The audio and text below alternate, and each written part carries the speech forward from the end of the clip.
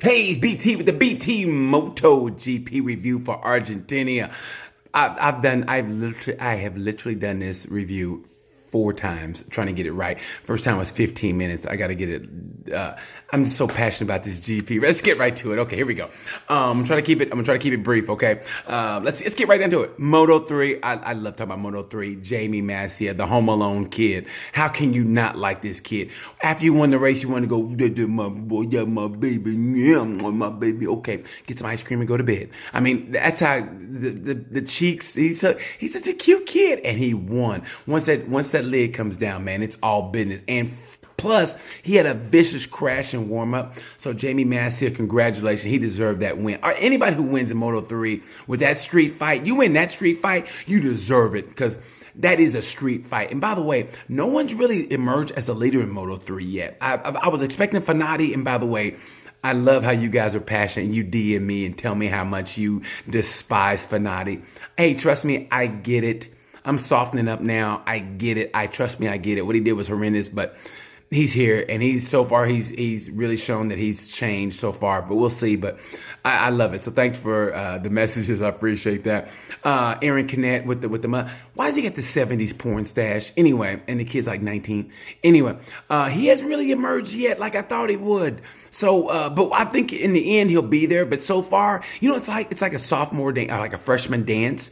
And all the guys are on the one side of the gym, and all the girls on the other side. And the guys are like, "You want to go ask him to dance?" And some kid in glasses and a retainer goes, "I don't know, I don't know. She's probably gonna say no." I mean, that's what it's like.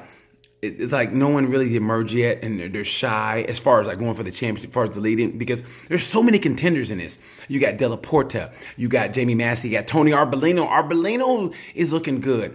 You got, like I said, Canet, Fanati, and my personal favorite, Celestino Vietti. Watch for Celestino Vietti. That kid, I love him. He will be in it. Watch for him, Celestino Vietti. But Jamie Massey, great job by him. Yeah.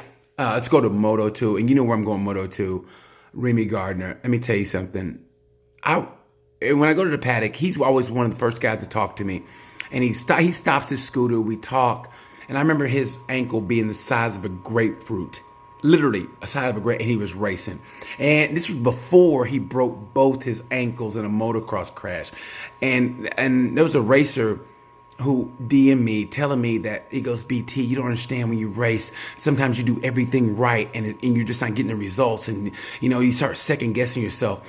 But he stayed the course and he got a podium. So God bless that kid, man. He deserved a podium from Qatar. He missed out on a thousandth of a second. So Remy Gardner, what a race. And also, by the way, who pissed in Brad Binder's cornflakes? That kid was riding he was so bad. He was riding so aggressive. Marquez is like, man, that is aggressive. Wow. I don't know if I would have done that move. That's how aggressive. He was riding so aggressive, Valentino Rossi wouldn't even shake his hand. That's how aggressive he rode. But, he did what he had to do. I thought it was a little aggressive. Marcel Schroeder is going to be there in the end. He's, like I said, he's a guy who's a nice kid, but once he sows his wild oats, so to speak. Once he learns how to win, Marcel Schroeder's going to be in it to win it. But I think you could shake him up, and that's what Bender shook him up a little bit. He qualifies well, Schroeder does, but I think bumping and rubbing, racing with Bender, I think kind of shook him up a little bit. Bender is going to get that seat in MotoGP next year from Hafi Siren. You watch. I think Hervé, I think he's kind of fed up with Siren right now. Remember he said he's riding like me or you right now, which is not a good sign. When a MotoGP rider is compared to like me, especially after my track day, he compared to me, he's not doing his job. So I think Brad Binder's going to get that ride, and he deserves it. Brad Binder's a great racer. I think he deserves that ride. So yeah, I think he'll get. And Baldassarri, let's not forget Baldassarri. Baldassarri is 2 for 2. He's finally showing the maturity that I think they thought he, was going to have eventually. And I think this might be the year for Baldassarri. But for now, it's still wide open. But I'm not going to lie. I like to see Remy win it. If Baldassarri win it, I wouldn't be disappointed. So, yeah. Baldassarri, great race. But Remy got my heart, man. He finally got the podium. God bless the kid. He deserved it. Anyway, let's go to MotoGP. So many storylines. First of all, the weekend started off with Ducati walking in like, what? They won that lawsuit. They walked in like, yeah. They had a cigar. You know, it's not Desmo Dovey now. It's Downforce Dovey, right? Because they got that. They won the lawsuit with the aerodynamic swing arm, which they say cools the tire. For somebody like Petrucci, who's big, who's a bigger, stockier rider, but basically it provides more downforce. That's why it's Downforce Dovey now instead of Desmo Dovey. Dovey and you don't think it worked? Dovey finished on the podium, where last year he finished, I think, 6th. So it worked. But man, let's talk about Valentino Rossi. Say what you want. I read everything, and it said, that people are talking about how Rossi should step aside, let the younger kids come up, or whatever. He's holding that seat up. Let me tell you something. What did Ric Flair say? To be the man, you gotta beat the man. And so far, nobody's really beaten the man. There's only been 2 people basically that's beaten Rossi this year, and that's Marquez and that's Dovey. Okay, Rossi could have got a podium in Qatar on a bike that he's kind of admitting is not really there yet. I mean, he's kind of disappointed in Yamaha. It's not really there yet. And for him to be riding like he is, Rossi's riding just as good as he's ever ridden, and he's 40. The guy's incredible for what he's done. Okay, he's beating his teammate. And by the way, Maverick, say what you want about Maverick. People talking about how Maverick hadn't really, and granted, his starts have been poor and the results have been poor, but Maverick still has a positive attitude. And like I say, attitude is everything, right? It's in here. The race is in here. They're all world champions at one point on that grid. They're all world champions, and it's in here, right between the ears. It's in the head. And Maverick sounds positive. And once he finds out what that problem is on that bike, watch. Maverick will be there. He'll be there. I'm gonna give him. I think he'll do good at Circuit of the Americas. We'll see after that. But Maverick will do well. But if you ask me, the race to watch Petrucci and Miller.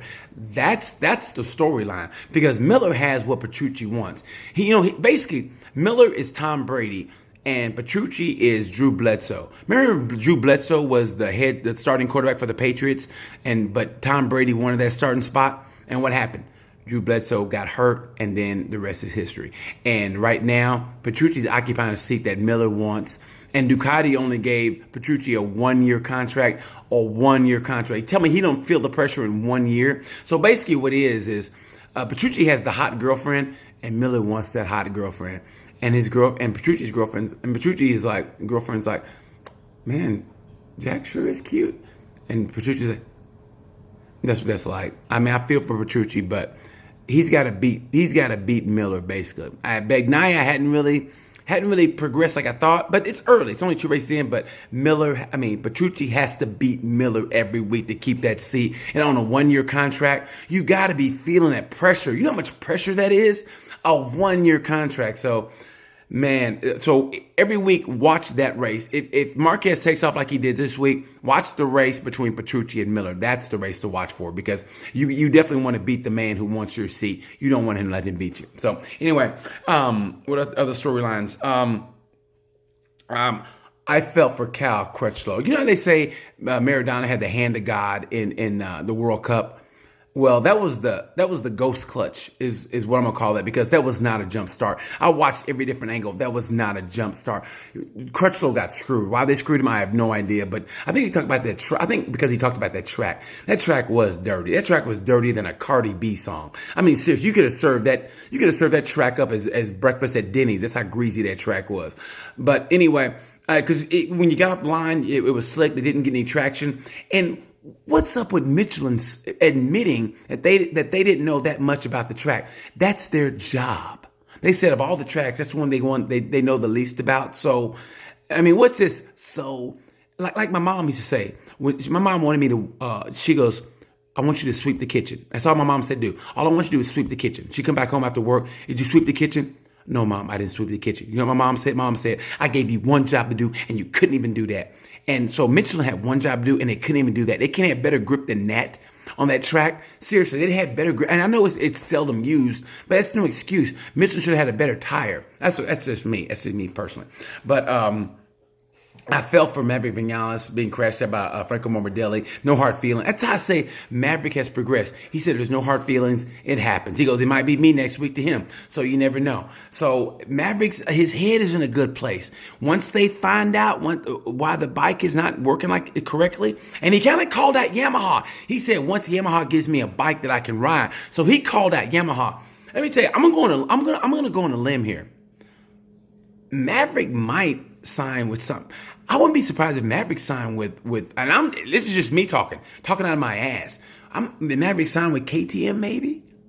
I mean, seriously, KTM is a big name rider. What if he signed with KTM and then Franco Morbidelli got Maverick's seat? I mean, it could happen. I don't know. We'll see. And that's just me talking out of my ass. But he called out Yamaha, and I don't think that was a good thing to do. But Maverick's in a good place. I really think he's going to come on in the year. And Valentino Rossi said it best. He goes, the championship doesn't start till they get to Europe. He said that 2 years ago in Austin after the GP, and he was kind of prickly, but he said the championship doesn't start till they get to Europe. So basically, these 3 races now coming up, Circuit of the Americas, Argentina, and Qatar, they're like friendlies in soccer. You know, friendlies in soccer, like they count, but they don't count. These are friendlies with points is what they are. So the championship starts in Europe, but they got to keep it close. And here's what has to happen. Downforce Dovey has to podium. What he has to do is, when Marquez has a bad weekend, he has to have a better weekend. When Marquez is not feeling it, right, Dovey has to win.